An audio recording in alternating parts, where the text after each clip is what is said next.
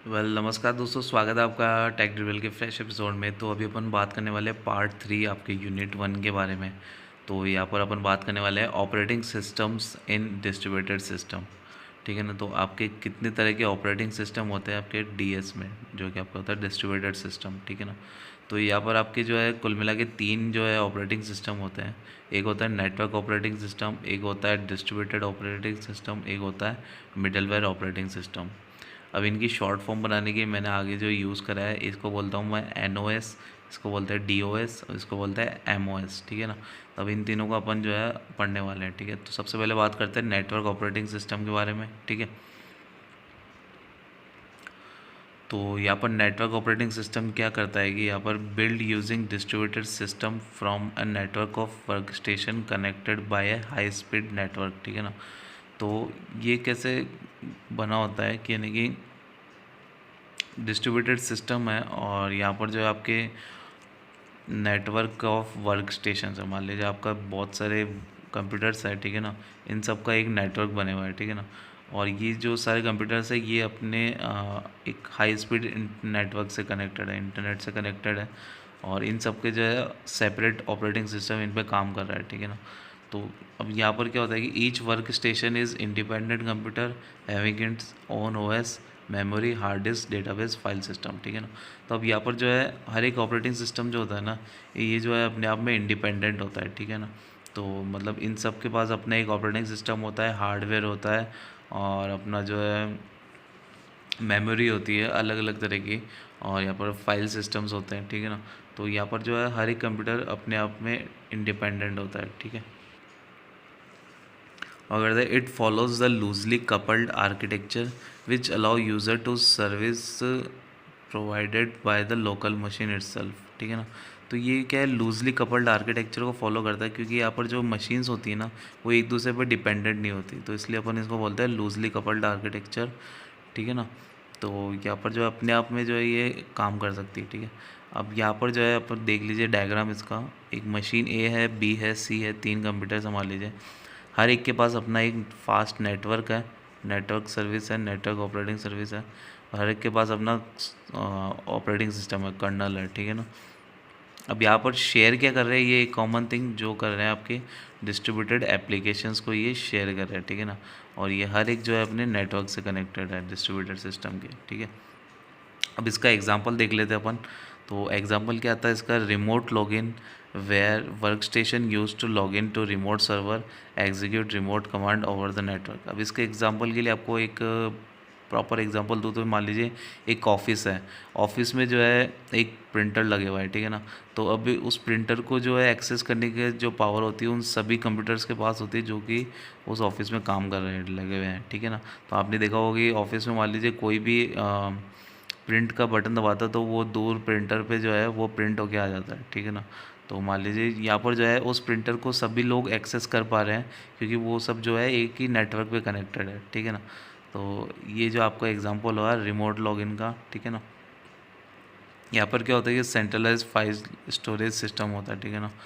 तो यहाँ पर जो है एक सेंटर होता है, वहाँ पर जो है आपका फाइल स्टोर होती है सारी की सारी। ठीक है ना। तो इसके लिए एक और एग्जांपल मैं आपको दे सकता हूँ कि यहाँ पर आपका जो फेसबुक है। ठीक है ना। आप कैसे फेसबुक पे लॉगिन करते हैं और आप कुछ भी मान लीजिए उस पर फ़ोटो अपलोड करते हैं, कुछ आप उस पर एग्जीक्यूट करते हैं कमांड डिलीट करने के लिए फ़ोटो को। ठीक है ना। और यहाँ पर जो है फेसबुक के सर्वर पे जो आपका सारा डेटा पड़ा हुआ होता है। ठीक है। अब इसके एडवांटेज की बात कर लेते हैं। स्केलेबिलिटी फीचर होता है इसके अंदर, वे large number of resources and user are supported. ठीक है ना। तो मान लीजिए फेसबुक है, फेसबुक से आप जो है कितने ही यूज़र बना सकते हैं कि मान लीजिए यहाँ पर कोई कभी आपने देखा नहीं होगा कि मान लीजिए फेसबुक की जो है आपने फुल देख ली हो और यहाँ पर कोई फेसबुक की वैकेंसी निकल रही हो, तब अपन जो है उसमें अप्लाई कर सकते हैं। यहाँ पर आप चाहे जितने लोग उस फेसबुक से जुड़ सकते हैं। तो यहाँ पर आपको स्केलेबिलिटी प्रोवाइड करता है ये आपका नेटवर्क ऑपरेटिंग सिस्टम। ठीक है। अब डिसएडवांटेज क्या है इसका, fail to provide single coherent view. अब ये डिसएडवांटेज ये है कि यहाँ पर ये एक सिंगल कोहेरेंट व्यू नहीं प्रोवाइड कर पाता। कि मान लीजिए अब आपको जो फेसबुक के होम पे दिख रहा है वो जैसा ज़रूरी नहीं है कि वो हर एक जने को उसके होम पे दिख रहा हो। ठीक है ना। तो यहाँ पर ऐसा नहीं हो सकता कि आपको जो है एक ही सिंगल कोहेरेंट व्यू प्रोवाइड करें। तो इस वजह से ये इसका एक डिसएडवांटेज है। ठीक है। तो अभी अपन बात करते हैं सेकंड टाइप के ऑपरेटिंग सिस्टम के बारे में, जो कि आपका डिस्ट्रीब्यूटेड ऑपरेटिंग सिस्टम, या फिर आप इसको डीओएस भी बोल सकते हैं, ठीक है ना। तो it is a different from multi processor और मल्टी कंप्यूटर हार्डवेयर, ठीक है ना। तो ये जो मल्टी प्रोसेसर और मल्टी कंप्यूटर हार्डवेयर से डिफरेंट होता है, यहाँ पर क्या होता है कि हर एक कंप्यूटर के पास अपना ऑपरेटिंग सिस्टम नहीं होता, ठीक है ना। तो इस वजह से इसको बोलते हैं अपन डिस्ट्रीब्यूटेड ऑपरेटिंग सिस्टम, ठीक है। तो अब आगे बढ़ते हैं। तो distributed operating system uses a separate uniprocessor. अब ये क्या करता है कि एक ऑपरेटिंग सिस्टम बनाता है, ठीक है ना, सभी कंप्यूटर्स के लिए, ठीक है ना। एक सेंटर पे एक ऑपरेटिंग सिस्टम होगा जो सभी कंप्यूटर को मैनेज करेगा, ठीक है, on each computer for communicating between different computer, ठीक है ना। तो अब कोई मान लीजिए एक कंप्यूटर दूसरे कंप्यूटर से कम्युनिकेट करना चाहता है, तो यहाँ पर एक ही यूनी प्रोसेसर है जो कि आपका सेंटर पे है, उसको रिक्वेस्ट जाएगी और वही जो आपकी रिक्वेस्ट को जो है आगे भेजेगा दूसरे कंप्यूटर तक, ठीक है। अब ये क्या करता है कि enables distributed system to behave like virtual uniprocessor even the system operates on a collection of machine, ठीक है। अब यहाँ पर क्या होता है कि प्रोसेसर तो एक ही होता है, पर यहाँ पर आपके कंप्यूटर को ऐसा नहीं लगता है कि उसके पास कोई प्रोसेसर नहीं है, तो उसको जो है वो एक वर्चुअल प्रोसेसर देता है, वर्चुअल यूनी प्रोसेसर देता है हर एक कंप्यूटर को, ठीक है ना, जो भी उस डिस्ट्रीब्यूटेड सिस्टम में है। तो अब यहाँ पर मान लीजिए कि यानी कि कुछ भी आप डेटा भेज रहे हैं एक कंप्यूटर से दूसरे कंप्यूटर में, तो यहाँ पर आपको जो है एक वर्चुअल यूनी प्रोसेसर प्रोवाइड किया जाता है। वो जो आपके जो मेन सेंटर पे जो यूनी प्रोसेसर है उसको रिक्वेस्ट भेजता है और वो जो है आगे काम करता है, ठीक है। तो ये जो है अपना इस तरह से काम करता है आपका डिस्ट्रीब्यूटेड ऑपरेटिंग सिस्टम। अब यहाँ पर बात कर लेते हैं इसकी कैरेक्टरिस्टिक्स के बारे में, कुछ कैरेक्टरिस्टिक्स भी है इसकी।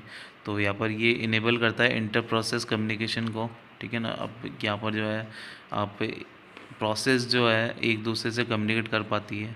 और यहाँ पर सेकंड आता है यूनिफॉर्म प्रोसेस मैनेजमेंट। यहाँ पर जो प्रोसेसेस हैं, जो अब मान लीजिए आपने रिक्वेस्ट भेजी, तो यहाँ पर एक ही सेंटर पे जो है एक ऑपरेटिंग सिस्टम है वही जो है आपको मैनेज करेगा। तो यहाँ पर यूनिफॉर्मिटी रहती है कि भाई यानी कि यहाँ पर यूँ नहीं होता है कि आपने डेटा भेजा तो स्लो गया और दूसरे ने डेटा भेजा तो वो फास्ट गया, ठीक है ना। तो यहाँ पर यूनिफॉर्म प्रोसेस मैनेजमेंट होता है।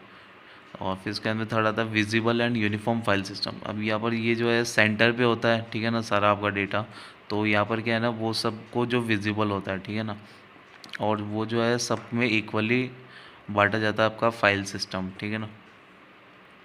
फिर इसके अंदर फोर्थ आता है आइडेंटिकल कर्नल। अब मान लीजिए सबके पास अपना अगर अपना ऑपरेटिंग सिस्टम होता तो उनमें जो है कर्नल जो होता है उनका ऑपरेटिंग सिस्टम में, वो सबका अलग अलग हो सकता है। पर यहाँ पर क्या है, एक ही ऑपरेटिंग सिस्टम है तो एक ही कर्नल होगा, ठीक है। तो आइडेंटिकल कर्नल बोलते हैं अपन, ठीक है। तो फिफ्थ आता है अपना लोकल कंट्रोल ऑफ मशीन, ठीक है ना। अब यहाँ पर जो है आपका वर्चुअल यूनी प्रोसेसर भी आ जाता है कि मान लीजिए आपका प्रोसेसर एक है, तो मतलब यूँ नहीं है कि आपके कंप्यूटर्स में कोई प्रोसेसर नहीं रहेगा, आपके लिए एक वर्चुअल प्रोसेसर बनाया जाएगा जो कि होता नहीं है वहाँ पर आपको लगता है कि हाँ एक प्रोसेसर है। तो ये जो है लोकल कंट्रोल ऑफ मशीन में भी काम करता है, ठीक है। फिर सिक्स आता है हैंडलिंग शेड्यूलिंग इश्यूज़। तो ये हैंडलिंग शेड्यूलिंग जो इश्यूज़ है, ठीक है, नहीं कि मान लीजिए आपने कोई रिसोर्स के लिए अप्लाई करा, तो वो जो है वो भी एकदम अच्छे से मैनेज हो पाता है क्योंकि यहाँ पर एक ही जो है ऑपरेटिंग सिस्टम है सेंटर में, ठीक है। अब यहाँ पर जो होता है कि ये जो आपका टाइटली कपल्ड आर्किटेक्चर को फॉलो करता है, ठीक है ना। तो यहाँ पर जो है हर एक कंप्यूटर जो है दूसरे कंप्यूटर पे डिपेंडेंट होता है, ठीक है। इसके एग्जांपल के लिए आप ले सकते हैं रेलवे रिजर्वेशन सिस्टम और बैंकिंग का जो आपका सिस्टम होता है। तो यहाँ पर जो है जैसे पहले आपको एक सिंगल व्यू नहीं मिल पा रहा था, कॉरेंट व्यू, तो आपको रेलवे रिजर्वेशन सिस्टम पे जो आपको एक कॉरेंट व्यू मिलता है। ये मान लीजिए आप जाके चलाते हैं रेलवे की वेबसाइट को, तो आपको भी वैसे ही दिखेगी, और आपका फ्रेंड भी चलाता है तो उसको भी वैसे ही मिलेगी, ठीक है ना। अगर आप बैंकिंग से जाते हैं, तो मान लीजिए आप बैंकिंग सॉफ्टवेयर चलाते हैं अपना, तो उसको भी वही फंक्शन मिलेंगे, आपके दोस्त को भी वही फंक्शन मिलेंगे जो आपको मिलेंगे, ठीक है। तो ये सब जो है आपका एग्जांपल आता है रेलवे रिजर्वेशन सिस्टम और बैंकिंग का सिस्टम, ठीक है। अभी अपन बात करें कि यहाँ पर डिसएडवांटेज क्या है, तो यहाँ पर नो स्केलेबिलिटी, यहाँ पर कोई स्केलेबिलिटी नहीं होती क्योंकि मान लीजिए एक ही ऑपरेटिंग सिस्टम है तो उसकी कुछ लिमिट तो होगी, क्योंकि मान लीजिए अब उसकी लिमिट है 10 कंप्यूटर्स को हैंडल करने की, पर आप वहाँ पर जो है 100 कंप्यूटर लाना चाहते हैं तो वो नहीं हो पाएगा, ठीक है ना। तो आपकी जो परफॉर्मेंस डाउन हो जाएगी अगर आप ऐसा करेंगे, तो फिक्स नंबर ऑफ़ कंप्यूटर ही रह सकते हैं वहाँ पर, ठीक है। अब इसका डायग्राम देख लीजिए आप, यहाँ पर जो है 3 मशीन्स हैं, ये जो है नेटवर्क से कनेक्टेड है, और यहाँ पर जो आपके जो ये शेयर करती है डिस्ट्रीब्यूटेड एप्लीकेशंस को, ठीक है, और डिस्ट्रीब्यूटेड ऑपरेटिंग सर्विसेज को। जो आपको ऑपरेटिंग सिस्टम सेंटर में है वही जो है आपको जो है यहाँ पर जो है ऑपरेटिंग सिस्टम प्रोवाइड करेगा तीनों मशीन्स में, ठीक है। और ये था आपका डायग्राम इससे रिलेटेड। अब बात करते हैं मिडलवेयर ऑपरेटिंग सिस्टम के बारे में, ठीक है ना। तो मिडलवेयर ऑपरेटिंग सिस्टम क्या करता है, ठीक है। तो अब DOS अपन ने पढ़ा, जो कि आपका डिस्ट्रीब्यूटेड ऑपरेटिंग सिस्टम। तो यहाँ पर क्या था कि आपका स्केलेबिलिटी की कमी थी, ठीक है ना। तो यहाँ पर आप रेलवे की वेबसाइट पर जो है यहाँ पर बहुत ज़्यादा यूज़र्स नहीं ला सकते, नहीं तो वो हैंग हो जाएगी, ठीक है ना। तो यहाँ पर स्केलेबिलिटी की कमी थी, और NOS का फेल हो रहा था कि एक सिंगल कोहेरेंट व्यू नहीं प्रोवाइड कर पा रहा था, ठीक है ना। कि मान लीजिए आप फेसबुक चला रहे तो आपको हर एक जने को एक व्यू नहीं मिल पा रहा था, दोनों में कुछ ना कुछ प्रॉब्लम थी, ठीक है ना। तो अब मिडलवेयर किस लिए आया, कि इन दोनों की प्रॉब्लम को सॉल्व करने के लिए। तो new layer form between DOS and NOS called MOS, जो कि आपका मिडलवेयर ऑपरेटिंग सिस्टम है, ठीक है ना। User can write in any language. अब यहाँ पर क्या होता है कि आप जो अगर प्रोग्राम लिखना चाहते हैं तो यहाँ पर जो है किसी भी लैंग्वेज में आप जो है प्रोग्राम लिख सकते हैं, ऐसा नहीं कि आपको एक फ़िक्स लैंग्वेज में ही लिखना पड़ेगा। और ये जो आपको प्रोवाइड करता है सिक्योरिटी, लोकेशन और क्वालिटी, ठीक है ना। तो ये आपको क्वालिटी प्रोवाइड करता है अपने वर्क में, और सिक्योरिटी भी प्रोवाइड करता है, ठीक है। तो इसका एग्ज़ाम डायग्राम आप देख लीजिए, मशीन A है, मशीन B है, मशीन C है, ठीक है ना। ये आपने अपने आप में शेयर कर रहे हैं डिस्ट्रीब्यूटेड एप्लीकेशंस को, और कुछ यहाँ पर मिडलवेयर सर्विसेज आ जाती है, क्योंकि अपन मिडलवेयर ऑपरेटिंग सिस्टम पढ़ रहे हैं। तो यहाँ पर कुछ मिडलवेयर सर्विसेज आ जाती है, जो कि इंश्योर करती है कि आपको जो है कोई भी स्केलेबिलिटी की कमी ना हो, और आपको जो है एक सिंगल कोहेरेंट व्यू भी मिलता रहे, ठीक है ना। और अब हर एक कंप्यूटर के पास अपना नेटवर्क ऑपरेटिंग सिस्टम होगा और अपना कर्नल होगा, ठीक है। तो इस तरह से ये जो है नेटवर्क से भी कनेक्टेड है। अगला पॉइंट देख लेते हैं, MOS overcome scalability and single coherent view. तो MOS जो है आपका स्केलेबिलिटी की प्रॉब्लम को दूर कर देता है और सिंगल कोहेरेंट व्यू भी प्रोवाइड कर देता है। तो फ्रेंड्स, यही था आपका फर्स्ट यूनिट में मेरी तरफ से। अगर आपको कोई टॉपिक छूटता हुआ मिलता है तो आप मुझे कमेंट्स में बता सकते हैं, मैं उसको कवर करने की कोशिश करूँगा। तो ये जो थे आपके फर्स्ट यूनिट के इंपॉर्टेंट टॉपिक्स। तो आई होप कि आपको वीडियोस पसंद आए होंगे। Thank you so much. जय हिंद, वंदे मातरम। और आप सभी से रिक्वेस्ट है कि आप सभी जो है सब्सक्राइबर काउंट को बढ़ाते जाइए और शेयर करते जाइए वीडियोस को। तो बस यही रिक्वेस्ट है आपसे कि आप जो है वीडियोस अगर एंजॉय कर रहे हैं तो इसको शेयर करिए और सब्सक्राइब करवाइए अपने चैनल को, ठीक है। तो मिलते हैं, आपको नेक्स्ट वीडियो में मिलता हूँ मैं। Bye bye.